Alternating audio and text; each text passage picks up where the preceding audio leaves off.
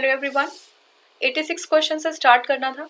देखिए क्वेश्चन हमारे पास है, according to the constitution of India it is the duty of the president of India to cause to be laid before the parliament of which of the following. तो क्या चीजें जो है इनको पार्लियामेंट के सामने पेश करनी होती है, जो हमारे प्रेसिडेंट होते हैं उनके समक्ष रखना होता है। ऑप्शन हमारे पास है, recommendation of union finance commission, ठीक है, union finance commission, report of public account committee, report of controller and auditor general of India, report of national commission for schedule caste. तो देखिए ये हमारा सही हो जाएगा, जो यूनियन फाइनेंस कमीशन का रिपोर्ट है वो रखा जाता है, अकाउंट्स कमेटी का रिपोर्ट, पब्लिक अकाउंट्स कमेटी का रिपोर्ट है वो भी सामने रखा जाता है, और हमारा जो ऑप्शन 4 है यानी कि report of the national commission for schedule caste, ये भी जो है रखा जाता है। तो ये 1, 2 and 4 is the right answer, ठीक है। तो ये हमारा है जो सी है वो हमारा सही उत्तर हो जाएगा। देखते हैं इसको। It is the duty of the President of India to cause to be laid down the recommendation made by the Union Finance Commission, report of the Comptroller and Auditor General of India, and report of the National Commission for Schedule Caste before the Parliament। ये कौन सा है? Article 281 में क्या है? Union finance commission की report. Article 151 में क्या है? 151 में है report of the controller and auditor general of India. और इसके बाद जो है हमारा है,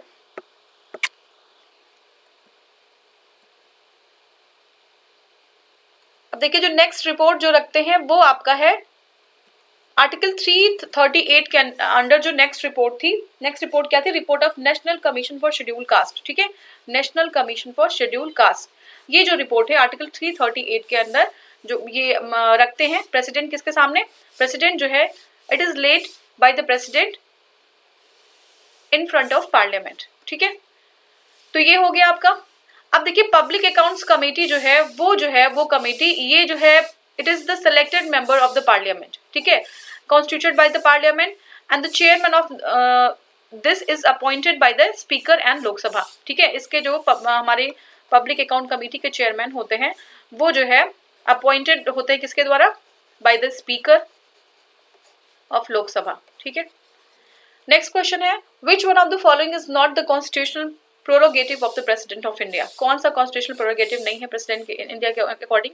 ऑप्शंस हमारे पास है, returning an ordinary bill for consideration, ठीक है, कौन सा नहीं है ये बताना है, ठीक है। तो ये है, ठीक है, returning a financial bill for reconsideration, ठीक है, फाइनेंशियल बिल जो है रिकंसिडरेशन के लिए नहीं भेज सकते, आपको ये पता होगा, ठीक है। तो ये हमारा गलत हो जाता है। डिसॉल्विंग द लोकसभा, ये बिल्कुल सही है। अपॉइंटिंग द प्राइम मिनिस्टर,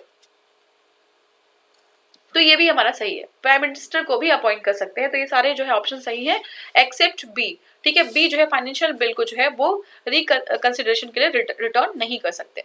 तो देखिए अंडर द आर्टिकल 111 यानी कि 111 जो हमारा आर्टिकल है, 111 में कहा गया है कि Indian constitution the president can not return the financial bill for reconsideration, और बाकी तीनों ऑप्शन हमारे सही थे। नेक्स्ट हमारा है, who prepares the president's address to parliament, ठीक है, कौन प्रिपेयर करता है? तो ऑप्शंस हमारे पास है, president himself, speaker of Lok Sabha, chairman of Rajya Sabha और कैबिनेट। तो देखिए सेंट्रल कैबिनेट जो है ये प्रिपेयर करती है प्रेसिडेंट का एड्रेस जो पार्लियामेंट के लिए होता है। अब देखिए union cabinet prepares the president address to parliament because real executive power vest in the union. तो जो रियल एग्जीक्यूटिव पावर होती है किस में होती है? वो प्रेसिडेंट में होती है, कैबिनेट में होती है, तो वही जो है प्रिपेयर करते हैं। नेक्स्ट हमारा कंसीडर द फॉलोइंग स्टेटमेंट्स, क्या है? असर्शन है और रीजन है। असर्शन क्या है? President of India is different from the British king. Next है, office of the president is similar to the office to that of America, ठीक है। तो इसमें से कौन सा सही है ये हमें बताना है। तो देखिए हमारा ए सही है, ए बिल्कुल सही है। प्रेसिडेंट जो इंडिया के होते हैं it is different from the British president, ठीक है। वहां पे जो है ये जो किंग्स होते हैं ये हेरिडिटरी है वहां पे, ठीक है, लेकिन यहाँ पे हेरिडिटरी नहीं होता है, यहाँ पे इलेक्शन के थ्रू होता है। ऑफिस जो हमारे प्रेसिडेंट का है वो सिमिलर नहीं होता है, तो हमारा आर गलत हो जाएगा। तो A is the correct answer. Option हम देखते हैं तो हमारा हो जाएगा C, A is true and R is false, ठीक है। नेक्स्ट देखते हैं,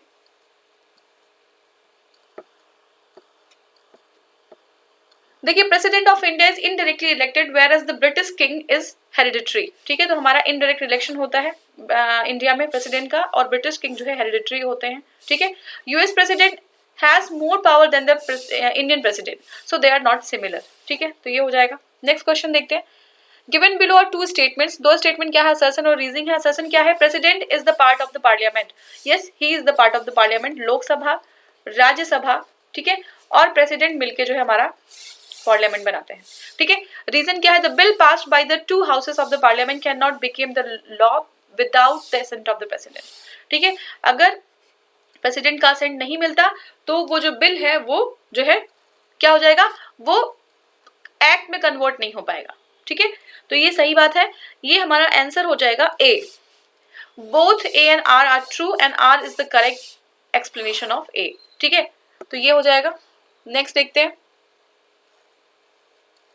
According to Article 79 of the Parliament includes President and both the houses of the Parliament, Lok Sabha and Rajya Sabha, and under Article 111 111 है, bill becomes law only when it gets permission या only it gets assent of the president, ठीक है। assent जब मिल जाता है या उनकी जो है सहमति उनकी मिल जाती है, तब वो जो है एक जो है कानून में परिवर्तित हो जाता है बिल, ठीक है। नेक्स्ट क्वेश्चन है, given below are two statements, दो स्टेटमेंट कौन कौन से, supreme court compound the defence forces is vested in the president, ठीक है। नेक्स्ट हमारा रीजन है, the president's power as commander in chief are independent of legislative control, ठीक है। तो इसमें से हमारा कौन सा सही है, तो देखिए हमारा जो है आंसर सी, ए ट्रू और आर फॉल्स है, ठीक है। ए ट्रू और आर फॉल्स है, इजी क्वेश्चन था, जो A true and R is not correct. Supreme court जो है क्या होता है, supreme commandant of the defence forces vested in president, बिल्कुल सही है। The president power as commander in chief are independent of legislative control, ठीक है। तो ये लेजिस्लेटिव कंट्रोल के इंडिपेंडेंट नहीं होती है, ठीक है। अब नेक्स्ट देखते हैं।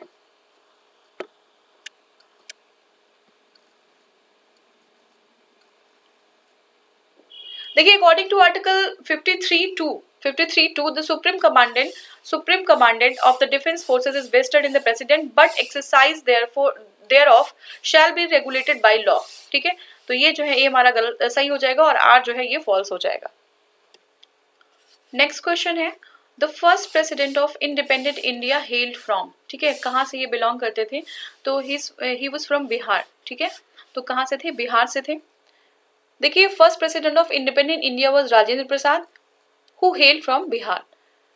दूसरा क्वेश्चन हमारा है, the fourth president of India, जो चौथे प्रेसिडेंट इंडिया के थे वो कौन थे, तो सर वीवी गिरी जो है ये चौथे प्रेसिडेंट थे। आपको प्रेसिडेंट का जो पूरा सीरीज है वो याद करना होगा, ठीक है। V V Giri was the fourth president of India, 1969 से 1974 तक थे, but on the basis of the tenure he rank 6, ठीक है। तो ये जो है टेन्योर के वाइज अगर हम देखें तो ये 6 थे, ठीक है। He became the president of India after Rajendra Prasad 3 times and doctor Radha Krishnan and Zakir Hussain, ठीक है। तो ये इसके अकॉर्डिंग हम देखें तो ये जो है क्या थे, ये जो है 6 टेन्योर वाइज ये छठे थे, ठीक है। नेक्स्ट क्वेश्चन देखते हैं, which president of India completed 2 successive terms, 2 successive term complete किया था, तो ये डॉक्टर राजेंद्र प्रसाद थे, ठीक है। Doctor Rajendra Prasad served India as the president for 3 terms, ये 1950 से 52, 1952 से 57 एंड 1957 से 62, बट 2 terms की बात कर रहे हैं, 3 terms उन्होंने एक्चुअली कंप्लीट किया था, 2 terms पूछा जा रहा है, तो इनमें से 2 term जो है राजेंद्र प्रसाद जी ने ही कंप्लीट किया था। नेक्स्ट क्वेश्चन है, who of the following was elected president of India unanimously, ठीक है। यूनानिमसली किसको जो है इलेक्ट किया गया था प्रेसिडेंट ऑफ इंडिया, तो हमारा आंसर है एन संजीवा रेड्डी, ठीक है। एन संजीवा रेड्डी, इनको यूनानिमसली क्या किया गया था, इलेक्ट कर लिया गया था। तो देखिए क्या है, Neelam Sanjiva Reddy was elected as the president of India unanimously unopposed. उनका टेन्योर अगर हम देखें तो ये 1977 से 1982 था, ठीक है। क्या था, 1977 से 1982। नेक्स्ट क्वेश्चन हमारा है, the single instance of the unanimous election of the president of India so for was election of, किसका था यूनानिमस इलेक्शन, तो अभी हमने जस्ट देखा था नीलम संजीवा रेड्डी, एन संजीवा रेड्डी या नीलम संजीवा रेड्डी, उन्हीं का अनअपोज जो है इलेक्शन हुआ था प्रेसिडेंट के लिए, ठीक है। नेक्स्ट क्वेश्चन हमारा है, देखिए क्वेश्चन हमारा है, match the list 1 and list 2, list 1 और लिस्ट 2 को मैच करना है। लिस्ट 1 क्या है, प्रेसिडेंट है और टर्म है इनका लिस्ट 2 में, ठीक है। तो लिस्ट 1 में है फखरुद्दीन अहमद अली, ठीक है, फखरुद्दीन अली अहमद, और जो है आपका N Sanjiva Reddy, doctor Zakir Hussain and V V Giri. List 2 में क्या है 1967, 1974। तो ये हमें मैच करना है इस तरीके से, आप देख लीजिए मैच इसका एक बार देख लीजिए, ये बहुत ही फैक्चुअल क्वेश्चन, आपको ये चीज याद होनी चाहिए तभी आप इसको सॉल्व कर पाएंगे। ठीक है, जो फखरुद्दीन अली अहमद है उनका जो टाइम था वो था 1974 से लेकर 1977 तक।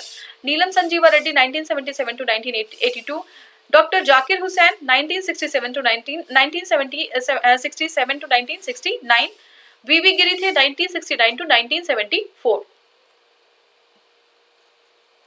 नेक्स्ट क्वेश्चन है, who of the following before becoming the president of India did not hold the office of the president। ठीक है, तो ये जो है वाइस प्रेसिडेंट नहीं थे। ठीक है, प्रेसिडेंट बनने से पहले कौन वाइस प्रेसिडेंट नहीं थे। ऑप्शंस हमारे पास है doctor S Radhakrishnan, doctor Zakir Hussain and Sanjiva Reddy या नीलम संजीवा रेड्डी और आर वेंकट रमन। ठीक है, तो नीलम संजीवा रेड्डी जो है वो जो है वाइस प्रेसिडेंट नहीं थे, वो डायरेक्टली जो है प्रेसिडेंट हुए थे। तो ये जो हमारा राइट आंसर हो जाएगा।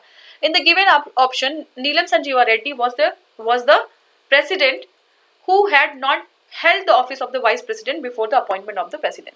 ठीक है, तो ये हमारा जो है आंसर है। नेक्स्ट देखते हैं,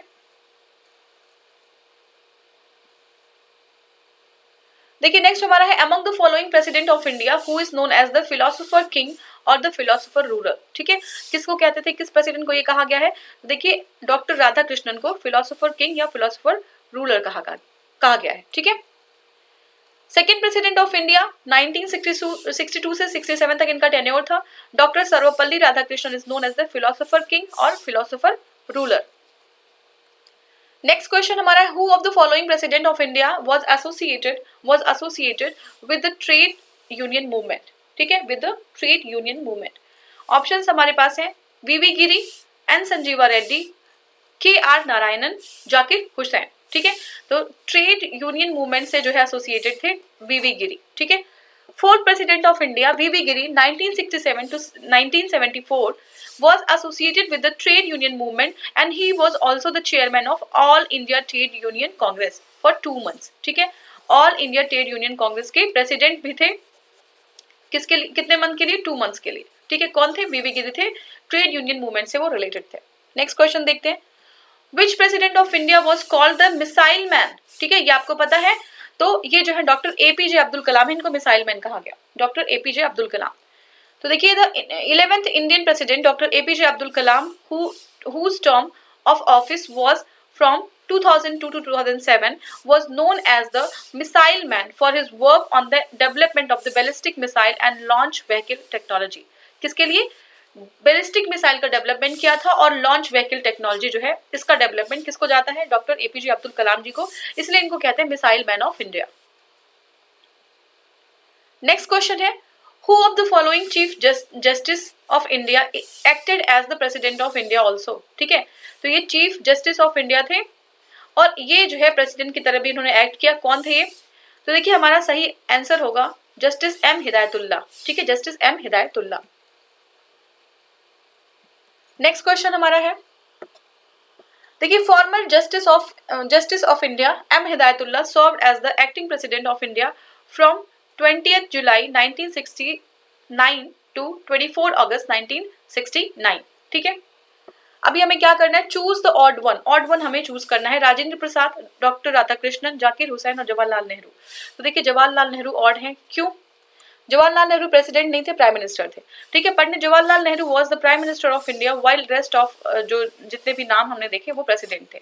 नेक्स्ट क्वेश्चन है, विच of the following statement is not correct, कौन सा हमारा स्टेटमेंट करेक्ट नहीं है। तो देखिए ऑप्शन है हमारे पास, to hold office of the president candidate should have the minimum age of 35 years. ठीक है, तो ये सही है। ठीक है, vice president is the chairman of Rajya Sabha, it is also correct. Vice president is appointed by the president of India, नहीं, इनका आर्टिकल 66 के अंतर्गत इनका इलेक्शन होता है, he is not appointed by the president. Next है, first president of India was doctor Rajendra Prasad, ये आपका सही है, 3 टर्म इनका था। तो देखिए according to the article 66 vice president is elected by the member of parliament by proportional representation system and single transferable vote. ठीक है, all the 3 statements are true. Next देखते हैं,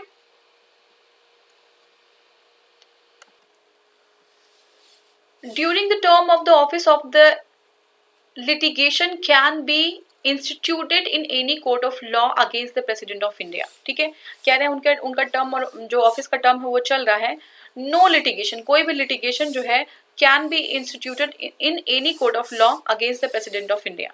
ठीक है, तो देखिए ये जो है हमारा बिल्कुल सही है। ठीक है, असल से सही है। President's office is above the constitution, ये बिल्कुल गलत है। ठीक है, तो हमारा कौन सा ए सही है और आर गलत है, तो ये हमारा है सी हो जाएगा। ठीक है, सी हो जाएगा। देखते हैं इसको।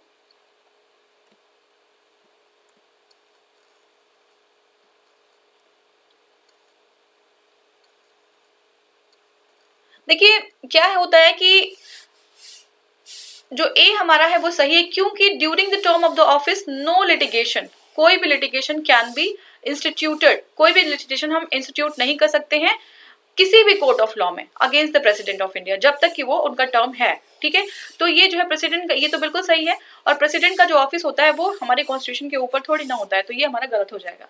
ठीक है, नेक्स्ट क्वेश्चन देखते हैं। What is the sequence number of the, ये प्रतिभा पाटिल जी जो हमारी प्राइम मिनिस्टर प्रेसिडेंट थी, इनका सीक्वेंस नंबर पूछा जा रहा है, ये कौन सा था?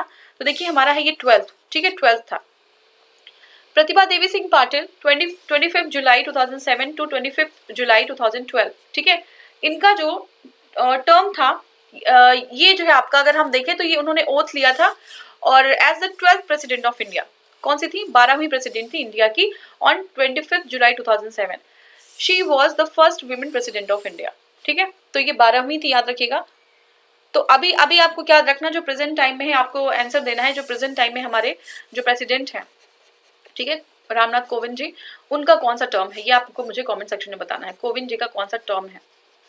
ठीक है, a bill presented in the parliament becomes an act after, तो आपको पता है कि the supreme court has declared it to be with in the, okay देखिए इसमें हम सीक्वेंस वाइज देख लेते हैं। It is pass by both the houses, तो देखिए बिल्कुल ये दोनों हाउसेस द्वारा पास होता है, लेकिन ये जो बिल है वो जो लॉ या एक्ट तब तक नहीं बनता जब तक प्रेसिडेंट का असेंट नहीं होता है, तो ये हमारा बी सही उत्तर हो जाएगा। ठीक है, B is the right answer.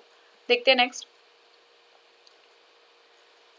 A bill presented and passed by the parliament becomes an act after the assent of the president.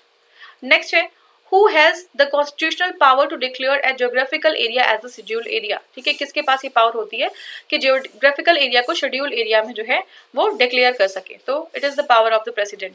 ठीक है, प्रेसिडेंट के पास पावर होती है। President of India has the constitutional power to declare a geographical area as a scheduled area. This provision is described in the 5th schedule। कहाँ पे है? 5th schedule में of the constitution। The president may at any time by order direct the whole or any specified part of the scheduled area shall ceases to be scheduled area। ठीक है, या फिर increase the area of any scheduled area of the state after consultation with the governor। ठीक है, governor of the state, उनके consultation के साथ किसी भी शेड्यूल एरिया का जो है जो एरिया है वो इंक्रीज किया जा सकता है। ठीक है, या फिर किसी भी जो स्पेसिफिक जो पार्ट है उसको शेड्यूल एरिया से जो है क्या किया जा सकता है, उसको सीज किया जा सकता है, खत्म किया जा सकता है। ठीक है, नेक्स्ट देखते हैं। देखिए अच्छा, तीसरा क्या है? Alter but only by the way of ratification of boundaries. ठीक है, बाउंड्रीज को ऑल्टर कर सकते हैं, ratification of by the way of the ratification. Next हमारा है on any alternation of boundary of the state or the admission into the union or establishment of new state, declare any territory not previously included in the state to be or from part of a scheduled area। तो ये सारा जो है power है president का। Next देखते हैं।